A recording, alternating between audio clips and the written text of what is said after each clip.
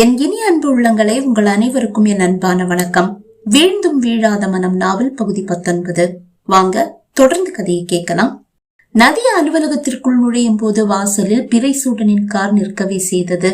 ஆனாலும் அவன் அலுவலகத்தில் இல்லை என்று கூறியதால் அதை கவனியாது அவள் அலுவலகத்திற்குள் வந்தாள்.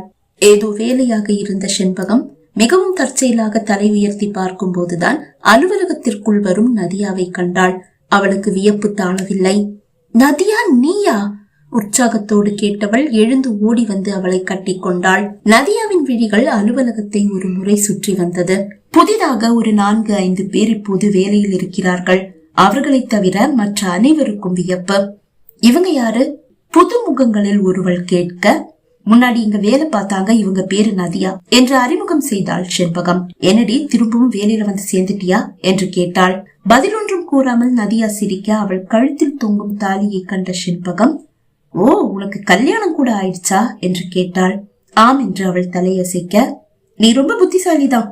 எங்க பிறைசூடன் சார்கிட்ட கவுந்துடுவியோன்னு பயந்து யார்கிட்டையும் சொல்லாம வேலையை விட்டுட்டு ஓடிட்ட.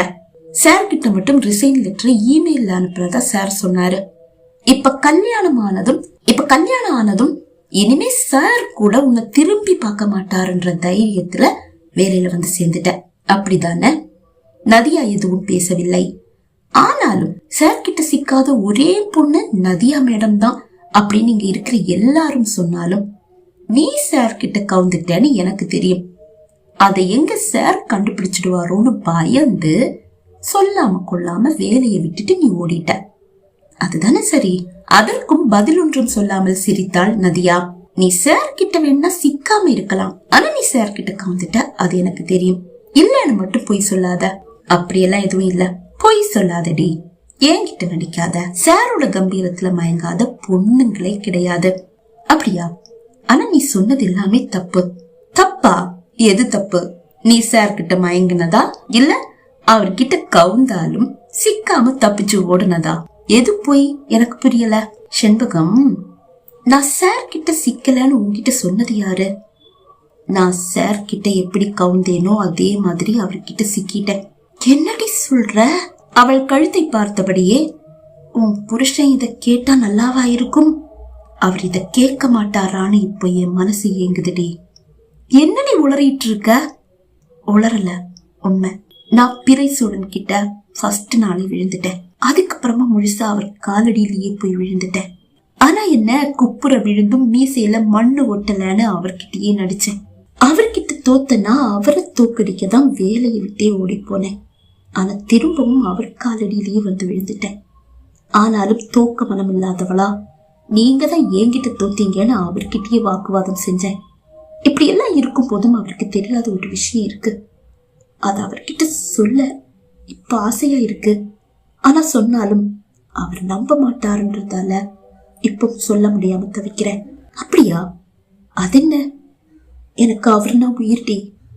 அவர் இல்லாம என்னால வாழ முடியாது. அவர் எனக்கு கிடைக்க மாட்டார்னு என்னுடைய மனசு நம்பின அந்த நொடி நான் இந்த உலகத்தை விட்டே போக முடிவு செஞ்சுட்டேன், தெரியுமா? அது அவருக்கு தெரியாது. ஆனா அவர் என் மேல இறக்கப்பட்டு என்னை ஏத்துக்காம இருந்திருந்தா இன்னைக்கு நான் உயிரோடு இருந்திருக்கவே மாட்டேன்.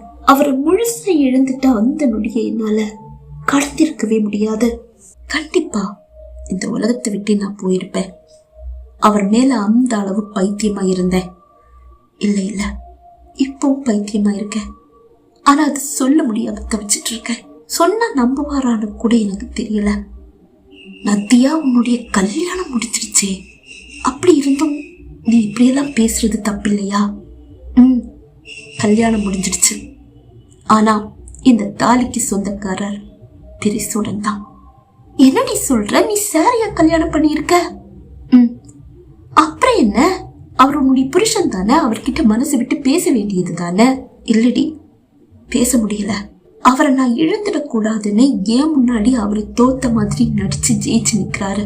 ஜெயிச்ச மாதிரி நினைச்சு நான் தோத்து நிக்கிறேன். என்னுடைய உண்மையான காதலை கூட என்னால அவர்கிட்ட வெளிப்படுத்த முடியல. வீழ்ந்தும் வீழாத மாதிரி நான் நடிச்சு வாழ்க்கையில பட்டு பயங்கரமா தோத்து நிக்கிறேன்டி. என்னுடைய மனசு அவர் புரிஞ்சுக்கிற நாள் வருமானு கூட எனக்கு தெரியல. அவர் முன்னாடி போய் நிக்கிற தைரியம் கூட எனக்கு இப்ப இல்ல. ஏய், என்னடி இப்படி பேசிட்டு இருக்க?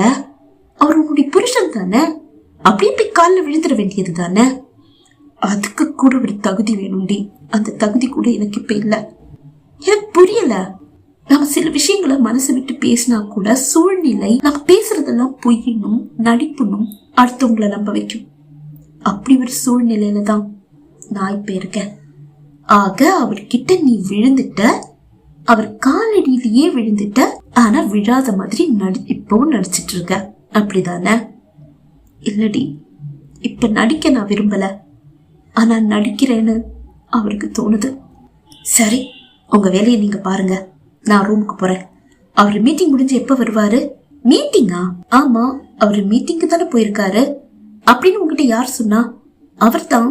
நான் ஆபீஸ் வரேன்னு சொன்னப்போ, இல்ல மீட்டிங் இருக்கு, நான் மீட்டிங்கு கிளம்பிட்டேன் அப்படின்னு சொன்னாரு. நான் எங்கேயும் போகல நதியா, நான் இங்கதான் இருக்கேன். பிறைசூடனின் குரல் அது.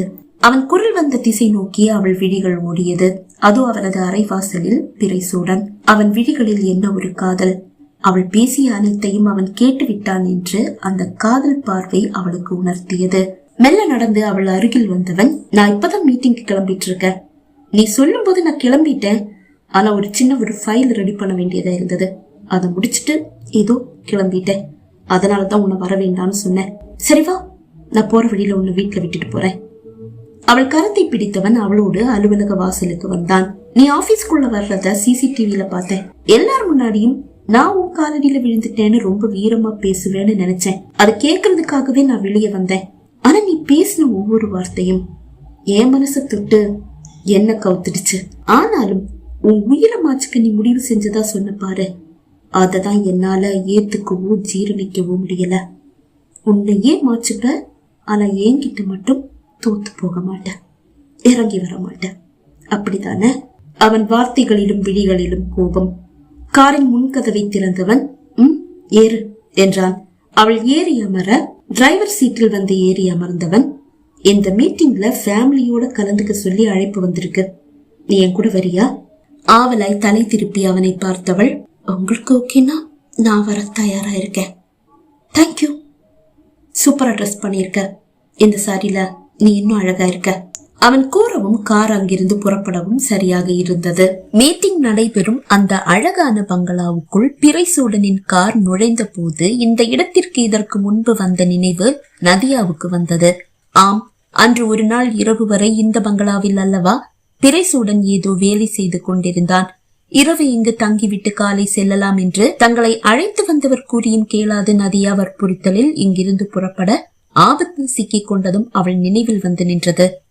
கார் அந்த பங்களா முன் வந்து நிற்க, நதியா நீ இறங்க, காரை பார்க் பண்ணிட்டு வந்துடுறேன் பிறைசூடன் கூற, தன்னிலைக்கு வந்த நதியா காரின் கதவை திறந்து கொண்டு வெளியே இறங்கி நின்றாள். காரை பார்க் செய்துவிட்டு பிறைசூடனும் வந்தான். பார்ட்டி முடியும் போது நைட் ஆயிடும், வீட்டுக்கு போகணும்னு இன்னைக்கு அடம் பிடிக்க மாட்டேன்னு நம்புறேன்.